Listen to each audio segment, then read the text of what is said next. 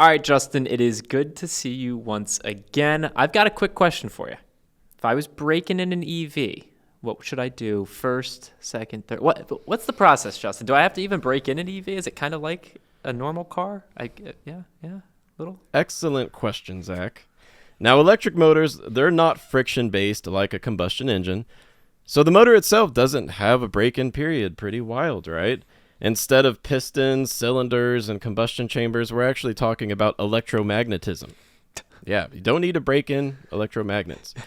Now, so when you unwrap your brand new EV, you need to turn your attention to something different, but it actually applies to combustion vehicles too. These are the brakes and the tires. Interesting. Yeah, so EVs have two types of braking. That's completely different paradigm shift from combustion vehicles. We're talking about regenerative braking, which in most cases does most of the braking. Mm-hmm. And then, of course, you've got regular old friction brakes. Zach, have you ever experienced regenerative braking? No, I actually have not. Read a lot about it, watched videos of people, experiencing it, but I've never experienced it. No. It can actually make some people nauseous, particularly passengers. So I'm very lucky that my Ioniq 5 has a few different settings of regenerative braking.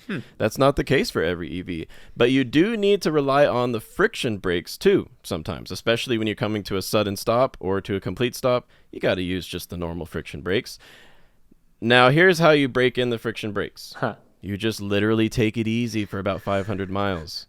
I know it's really tempting to just slam the pedal and drift around corners and stuff in your brand new 0 to 60 in 3 second EV, but you got to resist the temptation and take it easy for a while.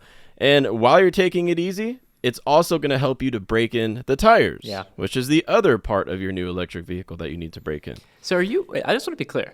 There's like nothing with the battery that needs to be broken in. Like, does that all happen in the factory as it's been? Like, there's literally no. You're right, Zach. Nothing. It sounds suspiciously too good to be true, I would say. It really does, because like, especially with performance vehicles that have like traditional engines, the first 1,000 miles can even be kind of like the break-in period for the engine. But I guess it makes sense. Like, that's literally metal that explodes. Well, an explosion happens that pushes it up against another piece of metal. You kind of want to make sure that's all lubricated and doing well before you push it to its limits. And you're right. I guess batteries, it's just magnets. Thinking about getting an extended warranty? Go to joinyaa.com and check out our pricing there. There's no obligation, no spam, no robocalls. YAA for your extended warranty. Electric vehicles are engineered with sophisticated battery management systems that keep the battery performance optimal from mile one. So before it ever leaves the lab, the engineering lab, your electric vehicle is optimized and you don't need to break in that battery. Battery management systems do include typically a battery coolant fluid that makes sure that the temperatures of the battery do not overheat and lead to thermal runaway. We all know what that means. Fire. Yeah, but otherwise, it's just tires and brakes. You got to make sure those two components of your new electric vehicle are broken in the first 500 miles. And if you want to be extra careful about it, maybe up to 1,000 miles. And that's going to give you a smoother ride and, in theory, less maintenance in the long run, eventually saving you money. I'm going to keep trying here. So, like, what about do I need to break in how I charge it? Like, can I go immediately to fast charging, or should I do, like, some slower charging initially? Like, give me something, man. There's got to be something you have to break in beyond just the brakes and the tires. If there isn't, I'll give up. But I'm curious. You could go straight into DC fast charging at 230 kilowatts with my brand new Ioniq 5. However, you don't want to fast charge too much with any electric vehicle. Batteries can degrade quicker and reduce your overall driving range if you fast charge too often. So it's always best to charge at home overnight. That's what 90% of EV drivers do anyways. That's the best for battery health, but you could, straight out of the dealership, head right to a DC fast charger and fill your battery from 0 to 100% in as little as 25 minutes. I got one more shot on goal.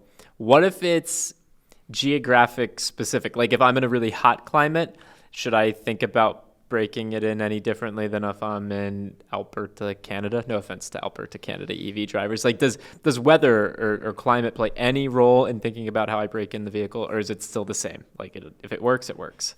Weather, climate, precipitation, temperature, without a doubt, they affect EV range. Okay. Cold temperatures, some EVs get just 60% of their rated range in sub-freezing temperatures.